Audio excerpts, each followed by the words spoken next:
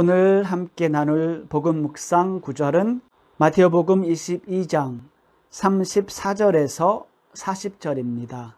예수님께서 사두가이들의 말문을 막아 버리셨다는 소식을 듣고 바리사이들이 한데 모였다. 그들 가운데 율법 교사한 사람이 예수님을 시험하려고 물었다. 스승님, 율법에서 가장 큰 계명은 무엇입니까? 예수님께서 그에게 말씀하셨다. 내 마음을 다하고 내 목숨을 다하고 내 정신을 다하여 주 너희 하느님을 사랑해야 한다. 이것이 가장 크고 첫째 가는 계명이다.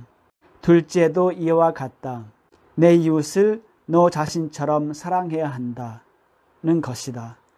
온 율법과 예언서의 정신이 이 두 계명에 달려 있다.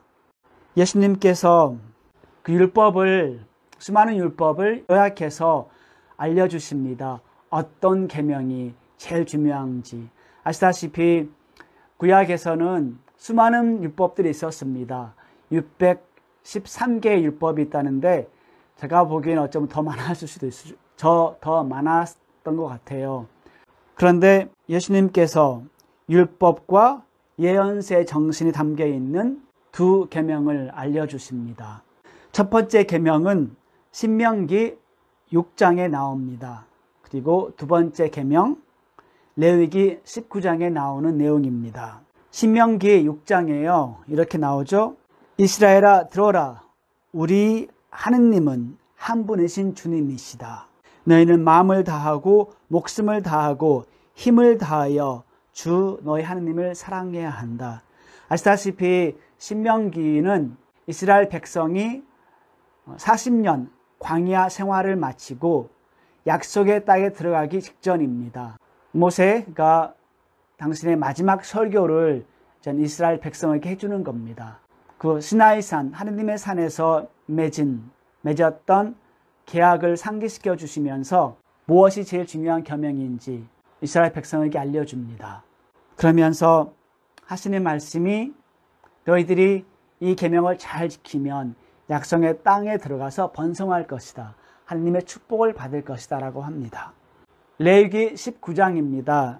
레위기 19장에서 이웃을 내 자신처럼 사랑하여라 라고 또 하느님께서 가르쳐 주십니다. 레위기 19장 맥락은 이런 내용입니다. 거룩한 백성이 되어라.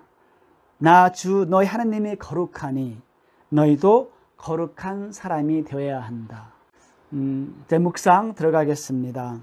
제가 이 묵상을 하면서 제 자신에게 이렇게 질문을 던져봅니다. 저는 가끔씩 이렇게 질문을 던져봐요. 이 율법이 이렇게 간단한데, 이렇게 단순한데 왜 하느님께서 구약에서 그렇게 많은 율법을 주셨을까? 아니면 허락해 주셨을까?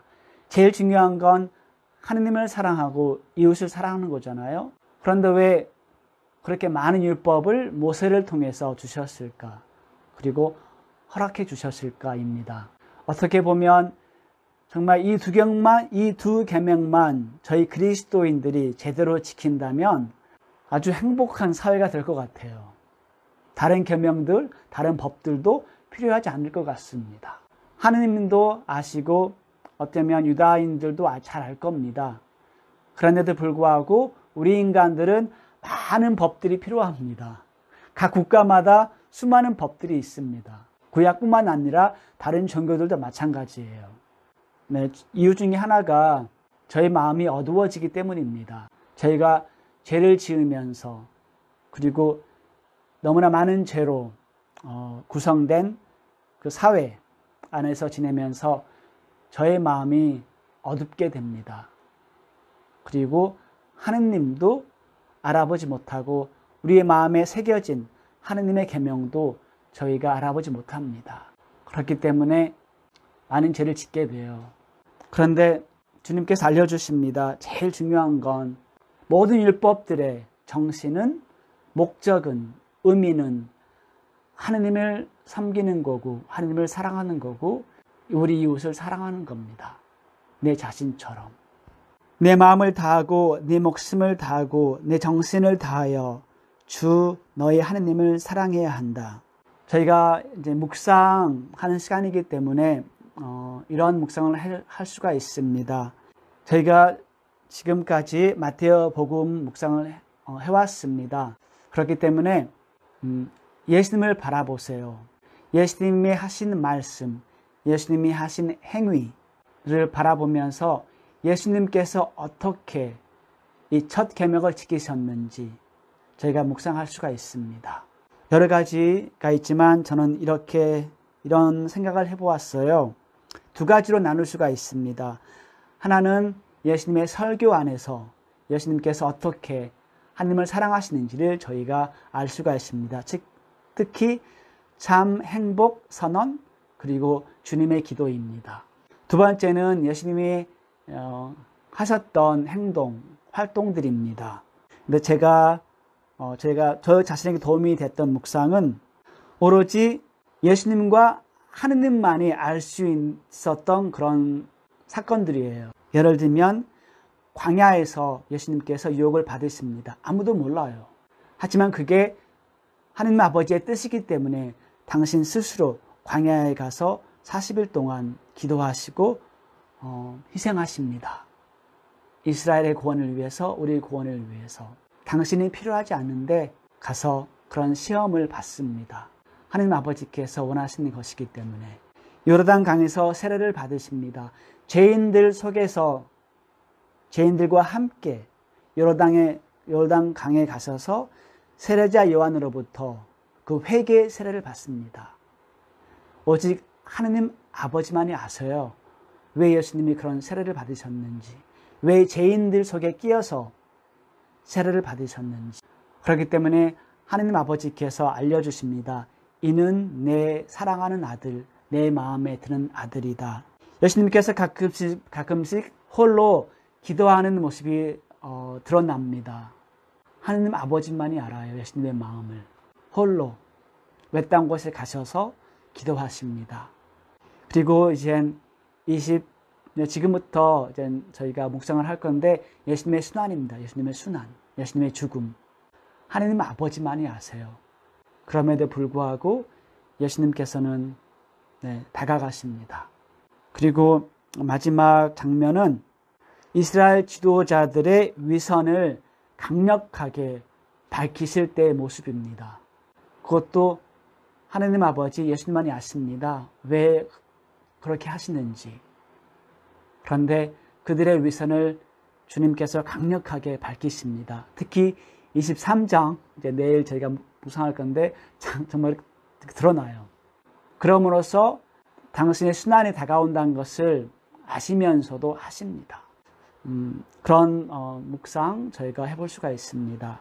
하느님 아버지 앞에서 하느님 아버지 영광을 위해서 예수님께서는 모든 것을 하십니다. 그렇기 때문에 이웃 사랑이 가능합니다.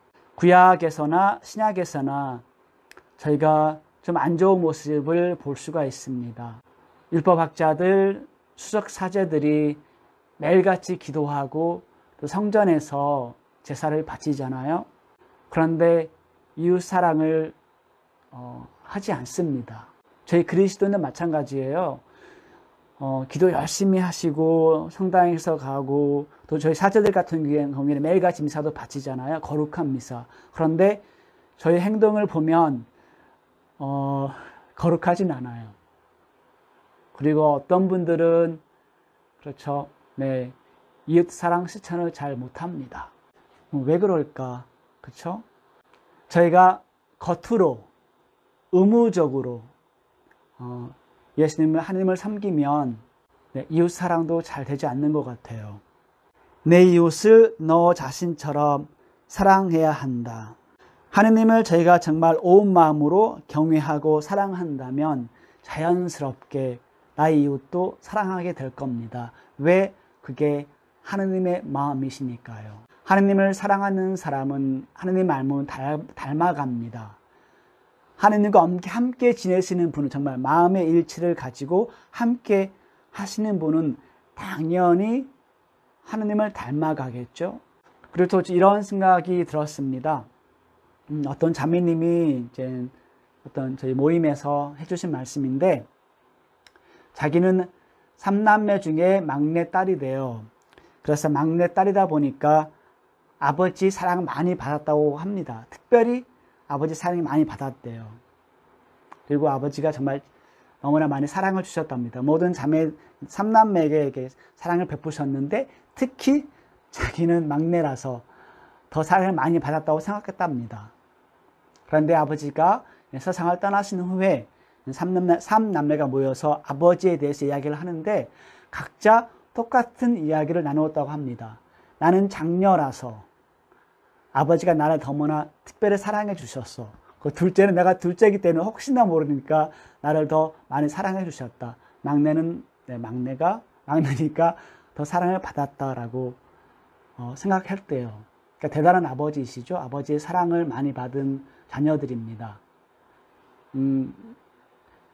이게 하나님 아버지예요. 하나님 아버지의 사랑을 받는 사람은 질투하지 않아요.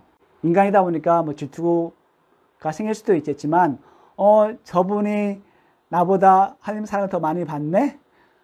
저분이 나보다 신부님 아니면 뭐 수녀님 배려를 더 많이 받네? 아니면 주교님? 그렇죠?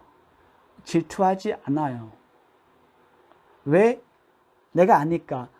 나는 하나님 아버지의 사랑을 특별히 많이 받고 있는 사람이야. 그렇기 때문에 질투하지 않습니다. 그러니까 하나님을 정말 섬기는 사람은 동시에 하나님의 사랑을 많이 체험하는 것 같아요. 그렇기 때문에 건전한 자존감도 생깁니다. 그렇기 때문에 이웃을 사랑할 수가 있습니다. 내 자신을 사랑할 수 아니까. 하나님이 나를 이만큼 사랑하잖아요. 그 뜻은 뭐냐? 아, 나는 하나님께 소중한 존재이구나. 소중한 아들, 딸이구나. 내가 소중하다는 것을 알고 있기 때문에 이웃도 소중한다는 것을 저희가 깨닫습니다. 그리고 존중해주고 사랑해줄 수 있는 것 같아요. 예수님께서 이웃 사랑을 많이 베푸십니다. 다양한 방법으로. 병자들을 치유해 주십니다. 그런데 어떻게 보면 나약한 사람들, 약자들을 똑같은 모습으로 치유해 주시고 받아주십니다. 나병 환자들, 마귀 들은 사람들, 하혈하는 여인, 이방인들, 그게 예수님의 마음인 것 같습니다. 네, 그럼 잠깐 묵상하는 시간 가지겠습니다. 그러니까 예수님을 바라보세요. 예수님께서 어떻게 하나님 아버지를 사랑하시고 또 이웃을 사랑하시는지. 저는 핵심은 이거라고 생각해요. 하나님 아버지의 사랑을 많이 받았기 때문에, 그리고 그걸 알고 있기 때문에 하나님을 사랑하시고 그 사랑으로 이웃을 사랑하는 것 같습니다.